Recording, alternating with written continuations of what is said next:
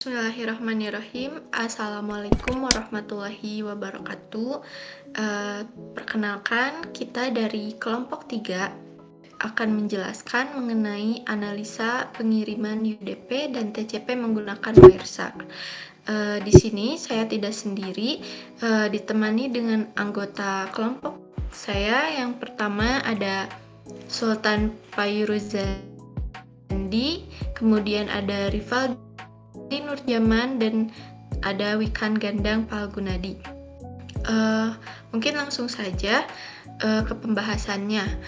Yang pertama, apa sih itu UDP dan TCP? Pada jaringan internet terdapat dua jenis protokol yang umum digunakan, yaitu UDP dan TCP. UDP merupakan singkatan dari User Data Protocol, dan sedangkan TCP adalah Transmission Control Protocol. Keduanya memang sangat erat dan sulit untuk dipisahkan. Meski begitu, ternyata ada beberapa perbedaan di antara kedua protokol internet tersebut. Tahukah kamu apa perbedaan dari antara UDP dan TCP itu? Mungkin langsung saja ke pembahasannya. UDP merupakan jenis protokol internet yang memungkinkan sebuah perangkat lunak pada komputer bisa mengirimkan pesan ke komputer lain melalui jaringan tanpa perlu adanya komunikasi awal.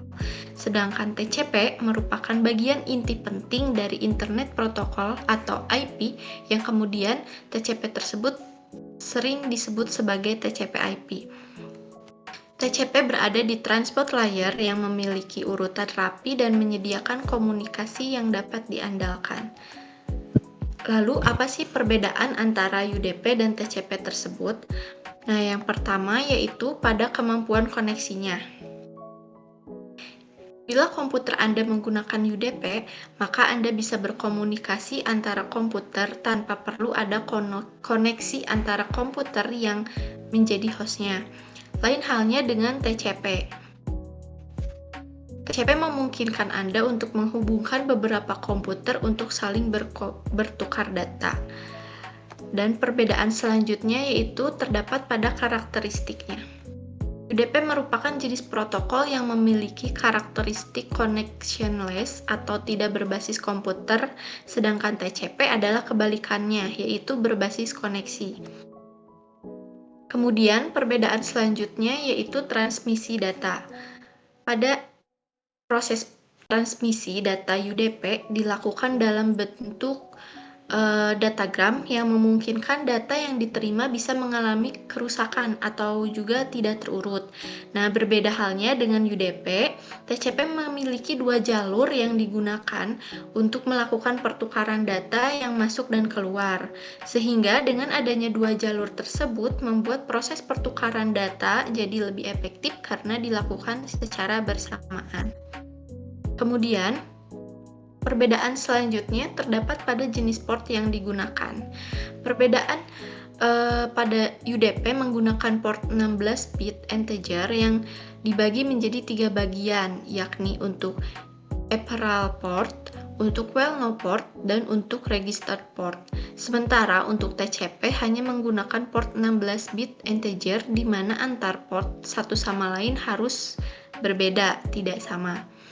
Nah, kemudian untuk pembahasan selanjutnya yaitu cara kerja TCP dan UDP akan dijelaskan langsung oleh Kang Wikan. Kepadanya saya persilahkan. Baik, di sini saya akan menjelaskan bagaimana cara kerja TCP dalam transfer data. Yang pertama di sini itu ada pembentukan koneksi. Ketika dua perangkat klien dan server ingin berkomunikasi, mereka itu harus membentuk koneksi TCP terlebih dahulu. Proses ini dikenal dengan TCP three-way handshake. Klien mengirimkan pesan SYN atau synchronize ke server. Server akan merespon dengan pesan SYN ACK dan server akan mengirimkan pesan ACK itu untuk menyelesaikan pembentukan koneksi. Yang selanjutnya ada protokol TCP IP memastikan transfer data berlangsung secara berurutan dan terkontrol untuk mencegah kemacetan dan memungkinkan deteksi kesalahan. Nah, selanjutnya ada proses permintaan dan pengiriman data antara klien dan server dilakukan dengan secara urutan sebagai berikut. 1. Klien akan mengirimkan permintaan ke server dan server akan menerima permintaan tersebut. Kedua, server akan merespon dengan mengirimkan data yang diminta oleh klien dan mengutamakan antrian permintaan. Yang selanjutnya ada data akan dikirimkan satu persatu sesuai dengan antrian permintaan.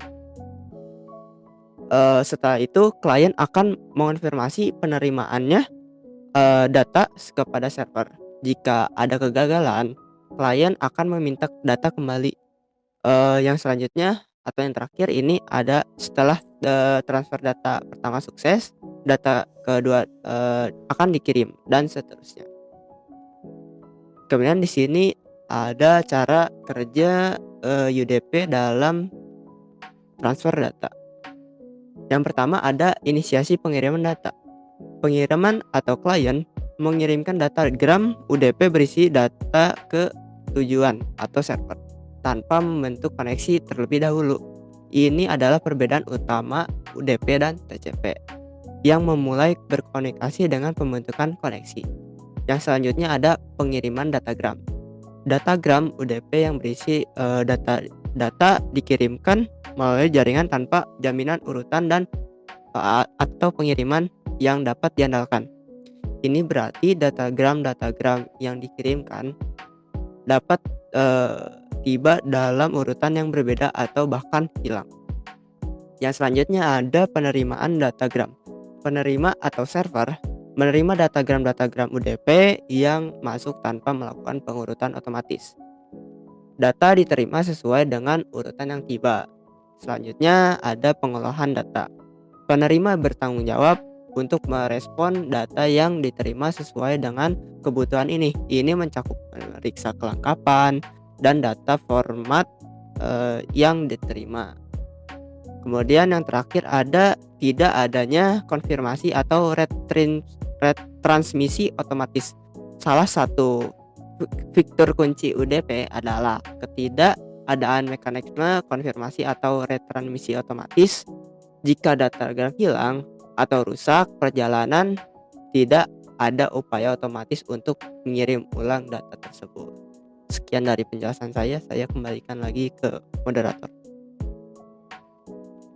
Ya, baik, terima kasih Kang Wikan. Untuk selanjutnya, saya serahkan kepada Kang Sultan yang akan menjelaskan lebih lanjut tentang TCP dan UDP. Saya persilakan Kang. Oke, baik. Baik, selanjutnya penjelasannya akan dilakukan oleh saya. Yang pertama di sini kalian bisa lihat ada perbedaan UDP dan TCP seperti yang sudah dijelaskan sebelumnya. Tapi saya akan jelaskan lagi secara singkat kalau TCP di sini perlu yang namanya three-way handshake, sudah disebutkan tadi sama Wikan, yaitu SYN, ACK, dan ACK. Ini artinya kayak habis ini saya jelaskan ya. Dan UDP di sini simple, cuma dia mendapatkan request dan mengirimkan response tanpa melakukan three-way handshake seperti TCP.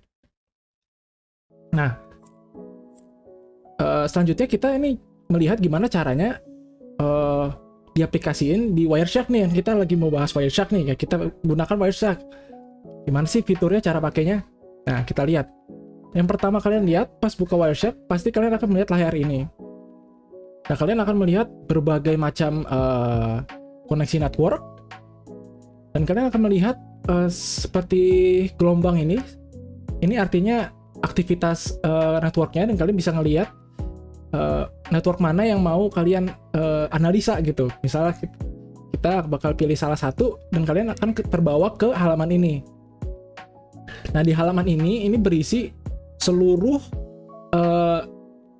komunikasi antara paket server ke server dan lain-lain dengan metode-metode masing-masing. Ada yang menggunakan TCP, ada yang menggunakan ARP, ada yang menggunakan QUIC dan lain-lain.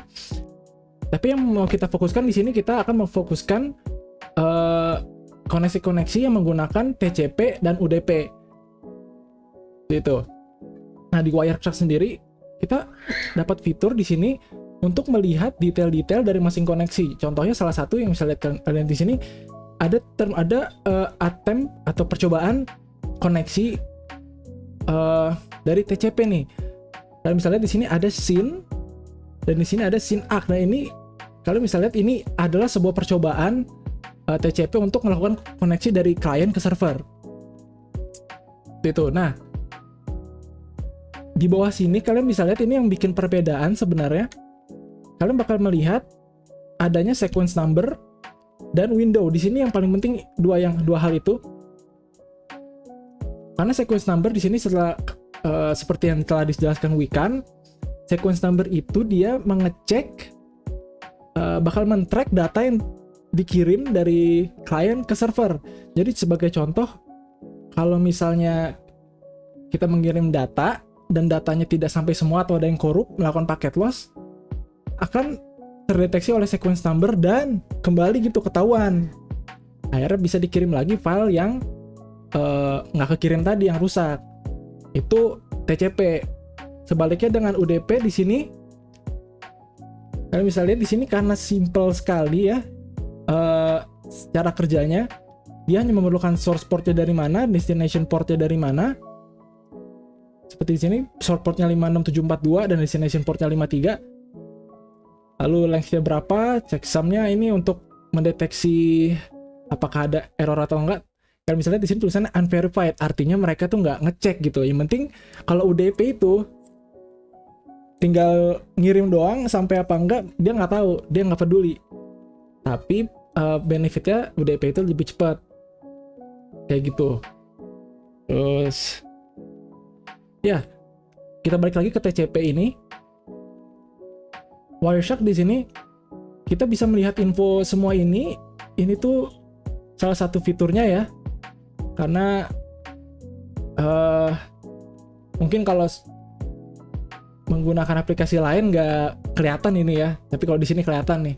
Sequence numbernya berapa, acknowledgement numbernya berapa gitu. Nah ini, itu. Seperti window ini istilahnya kayak misalnya analoginya kita naik pesawat, seatnya ada berapa gitu, tempat duduk yang kosong. Nah di ini windownya berarti 65.535 byte, artinya begitu. Kita bisa ngeliat informasi itu dengan Wireshark. Oh ya, di sini di bawah opsi tadi juga ada detail lebih. Kalian bisa lihat di sini option bisa ada drop down-nya, ada TCP option operation dan lain-lain. Tapi yang penting tadi kita bisa lihat window scale-nya berapa tuh, 8. Berarti value yang 65.000 tadi itu ada scale-nya. Jadi 56.000 dengan skala 8, berarti 56.000 pangkat 8 lah, simpelnya begitu. Oke, jadi detail-detail kayak gitu kalian bisa lihat. Ya ini UDP tadi, cara kerjanya sangat simpel. Source portnya berapa, destination portnya berapa, ini berangkat dan akhirnya akan balik gitu ya, bakal balik lagi. Misalnya source portnya 56.742, destination portnya 53, nanti dia bakal dapat info lagi balik. Kebalikan ya, source portnya 53, destination portnya 56.762. Seperti itu. Oh ya, salah satu fitur network utama yang biasa disebut dengan DHCP itu juga menggunakan UDP. Kenapa? Karena UDP itu membutuhkan masing-masing host dan klien itu untuk mempunyai endpoint ya, berupa IP gitu ya. Itu karena mereka nggak ada, jadi mereka nggak bisa pakai TCP. TCP itu perlu endpoint. Jadi karena mereka masih yang DHCP ini menentukan IP kan, jadi mereka nggak bisa pakai TCP, harus menggunakan UDP. Di sini kalian misalnya DHCP-nya bekerja, ada ACK, release, discover, offer, request. Ini adalah tahap-tahap yang sudah dijelaskan Wikan tadi, bagaimana caranya host sama klien tuh connect IP-nya. Nah, di sini kalian bisa lihat di sini ada user datagram protocol dengan source port 67, destination port 68, yang artinya DHCP juga itu bakal menggunakan UDP karena mereka hanya mengirimkan komunikasi, kirimkan IP saja, jadi tidak berat, tidak perlu bagaimana yang fancy, jadi UDP saja sudah cukup gitu. Oke. Seperti itu aja penjelasan dari saya. Selanjutnya akan dilanjutkan oleh Rivaldi. Pembahasan selanjutnya mungkin mengenai pro kontra antara pemilihan UDP dan TCP dalam pemakaian jaringan internet yang akan dijelaskan lebih lanjut oleh Kang Ripaldi. Kepada Kang Ripaldi, saya persilahkan. Kali ini saya akan membahas tentang kesimpulannya, kenapa memilih TCP. Jadi ada 3 bahasan kenapa bisa memilih TCP. Yang pertama, TCP untuk aplikasi yang memerlukan identitas. Jadi TCP memerlukan 3 langkah dalam untuk memulai koneksi, yang berarti bahwa pihak-pihak yang berkomunikasi harus mengidentifikasi satu sama lain.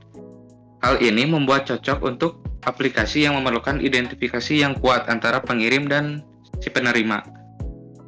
Yang kedua, TCP untuk aplikasi yang memerlukan jaminan urutan. Jika aplikasi yang sangat bergantung pada urutan data yang diterima, maka TCP adalah pilihan yang terbaik, karena TCP memastikan urutan pengiriman data. Terus, yang ketiga, TCP untuk aplikasi yang memerlukan keandalan dan integritas data.